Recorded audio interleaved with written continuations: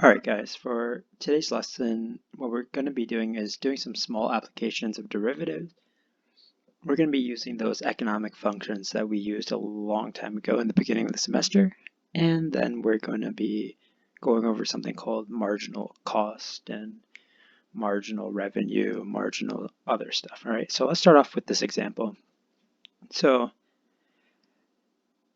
if Sally's Bread Barn, is the name of the store, has an overhead cost of $200 and it costs $3 to produce each loaf of bread, what is her cost as a function of x? Where x is the number of, loaves of bread she makes. Well, they said she has an overhead of $200, so that's her fixed cost. This cost does not change, right? Then it says each bread, each loaf of bread she produces costs an extra $3. So we can really reflect this by this formula right here, 3x plus 200, where 3 is the cost of each item and 200 is the fixed cost, right? So C of x tells us a cost function, or gives us a cost function for a certain number of loaves produced. So for example, if we want to know our overall cost, if we produce 3 loaves of bread, we just plug 3 into this function. We get 3 times 3, which is 9. And add that to the fixed cost of 200. We get 209 is our total cost for producing 3 loaves of bread. Pretty simple, right? Good. So the question here is, how much does it cost her to produce the nth item, meaning some random number of loaves of bread? Well, how much does it cost her to produce the nth item is really dependent on the total cost, including the nth item, minus, maybe I'll scoot that over for you guys. So what I'm doing is I'm taking the total cost up to the nth item, and I'm taking away from it the cost of all the other items before the nth item, if that makes sense at all. So, for instance, in this example, c of x equals 3x plus 20. If I want to know the cost of producing the third item right here, if I want to know how much it costs to produce the third loaf of bread, what I would do is I would take the cost of producing 3 loaves of bread, which was what, 209 for us, and I'll take away the total cost of everything before that third bread is created. So that means 2 pieces of bread were created. So I have 206. If I find the difference between these, this means it costs $3 to produce that third piece of bread, which makes sense because that's what we said right here. Remember, it's a linear function. So here's it written in mathematical terms. So in this, we give specific numbers. In this more abstract way of talking, we're talking about the nth item. So we say we take the nth item and we take away from it everything less than the nth item, which is n minus 1. So if we write it in algebraic form, we have, I'm using this guy right here. So I plug in n for x, and I get 3n plus 200 minus 3 times n minus 1 plus 200. Using some distributive law, I get the same answer that we got here, which was 3. And that makes sense, right? Because this is it's a linear function, and we already said that each slice of bread costs an extra $3 to make. So if we were to kind of draw this out on a graph, what would it look like? Well, like what we said, the cost function is linear with a fixed cost of 200. So that's this point right here. And it keeps going up by 3, has a slope of 3. So to find how much the nth item cost, what I would do is I would just find this this slope right here. I would do Cn minus 1 divided by n minus n minus 1. So I'm finding the slope of this little line right here, right? Finding the slope of that line, and it will tell me how much it costs to produce the nth item. So I find the slope, I have Cn minus Cn, c to the n minus 1, and so on and so forth. You guys can get it. We get to the same answer. This is the same thing that we used up here. This is just a graphical representation of what we just did in the previous section. Okay, so these are written in n's. A more general way of writing this is with x's. So we can rewrite this as the cost to produce the, maybe I'll write this out, the cost to produce the x plus first item is called the marginal cost, and it's given by this equation, c of x plus 1 minus c of x, which is what we said here and is what we said up here. So I just gave you guys two different ways of looking at it. One through pure algebra, which was this section, and then one using a graph and interpreting it by the slope. So we can really figure out the marginal cost using, well, by defining the slope of the function.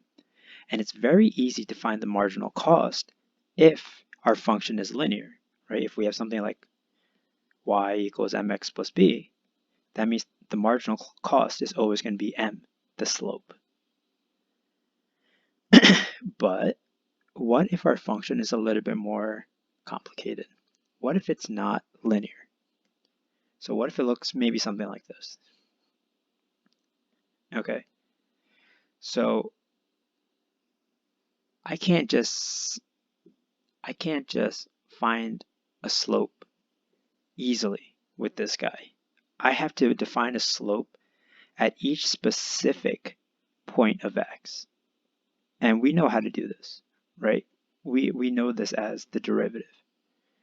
So we're going to find the slope of our cost function, and it's going to help us lead to the marginal cost. So because the slope is not constant, we need to find the derivative, and this will lead us into figuring out what the marginal cost is, because that's what we figured out up here. If we find the slope of the function, it will lead us to the marginal cost. So how do we define derivatives? Well, if you guys remember, the definition for a derivative is this.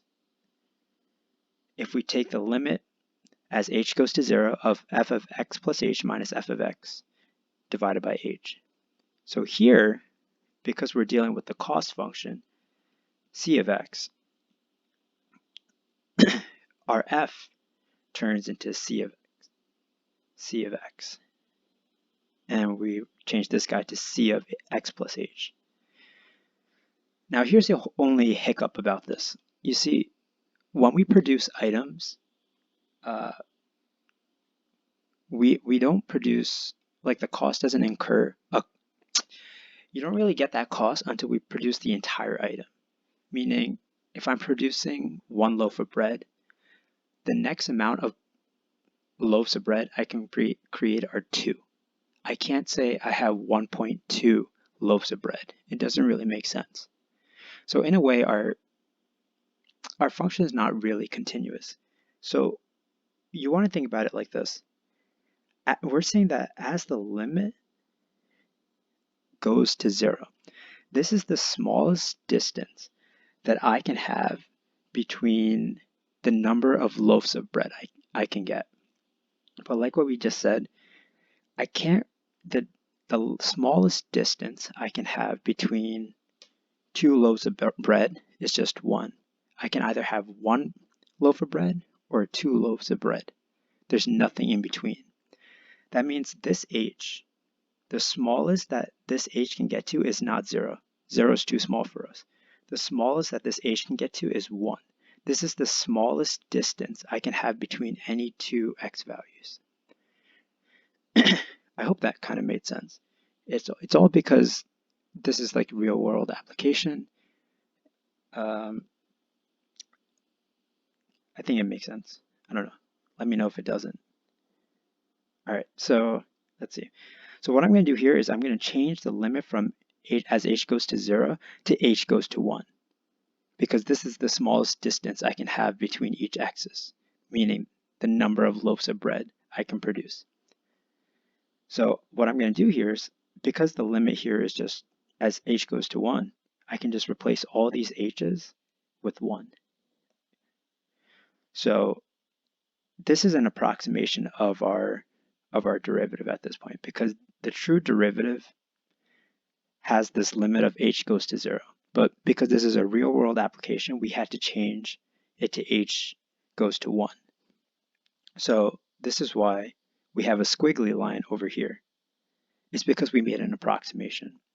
So the derivative gives us an approximation of cx plus 1 minus c of x. And if you guys remember from above, this is the same exact formula we had right here for our marginal cost. So if we take the derivative of our cost function, it is an approximation of the marginal cost. Now, if we take the derivative of a linear function, it's going to be the same as the marginal cost. Hopefully that makes sense. If not, rewind that and it'll make sense. So if we take the derivative for a function that's non-linear, then it will give us an approximation of the marginal cost.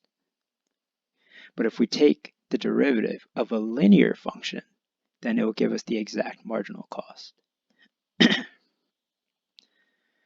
Okay, so derivative is a good approximation of the marginal cost, which is the cost of producing x plus 1 items, which is the same definition that we said earlier. Okay, so here's an example. I just got to switch sheets over here. Trying not to die from corona right now. Alrighty, so here's our first example. We have c of x equals x squared plus, I'll zoom in for you guys, plus 8x plus 3,500. Find the cost of producing the 100th and the 101st item. So what we're going to do here is we're going to take the derivative of this cost function, because we want to know how much it costs to produce the 100th item or the 101st item. Not the total cost of producing 100 items, just the price of producing the 100th item, singular, okay? So what we're going to do here is we're going to take the derivative, c prime of x, and using the power rule here, we're going to find out that the derivative is 2x plus 80. All we got to do now is replace our x's with what we want to find out. Well, we want to figure out what the 100th item's cost is. So we plug in 100, we get 280. So it costs $280 to produce that 100th item. How about the 101st item? Well, all I got to do is change my input. If I change it to 101, this says 282. That means it costs $282 to produce that 101st item.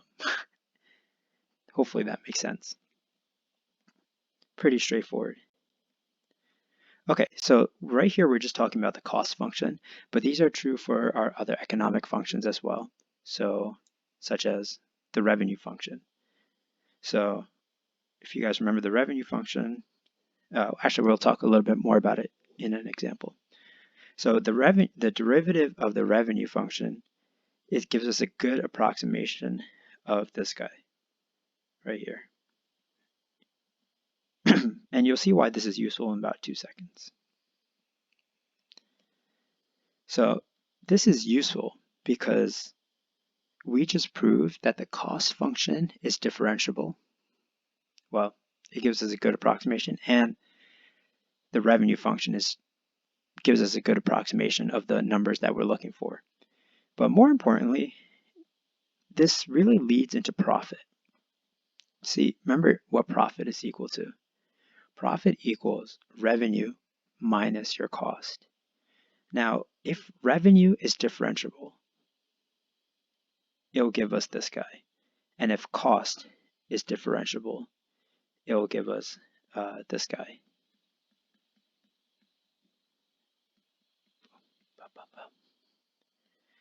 And that means the difference between two differentiable functions are also differentiable. So this means that profit function, the profit function, is also differentiable. And why does that help us? Because it helps find the maximum profit or other information about the profit that we need to know a lot easier. So here's an easy example to really understand why it's so important. Okay. So find the profit for when 100 units are sold if P equals 50x minus this whole mess right here. Okay. So we want to know the profit for when 100 units here are sold. Give me 2 seconds here.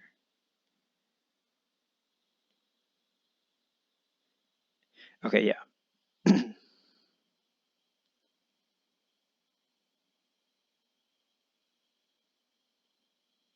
Oh, there might be a mistake in this. Hold on 1 second.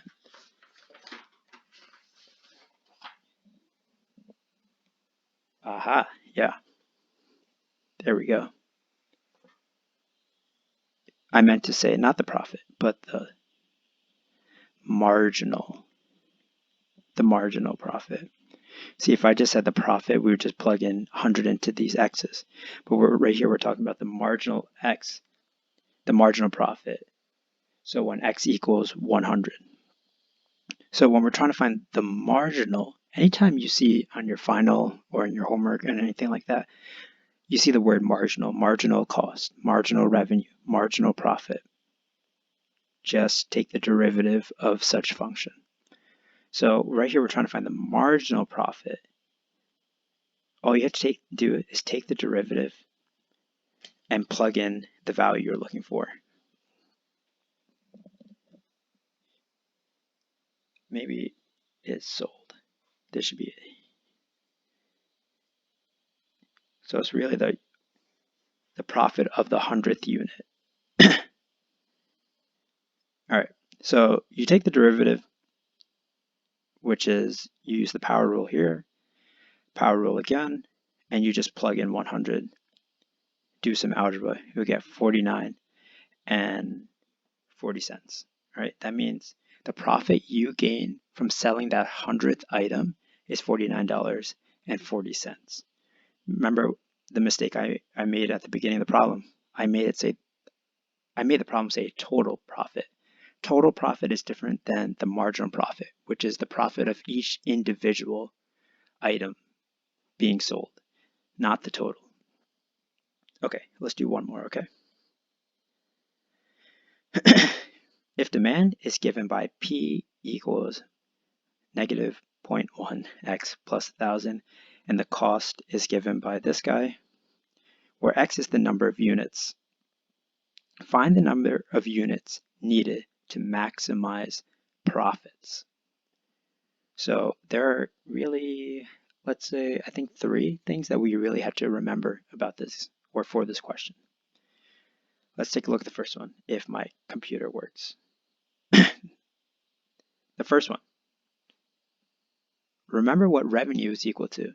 Revenue is equal to number of units sold times the price.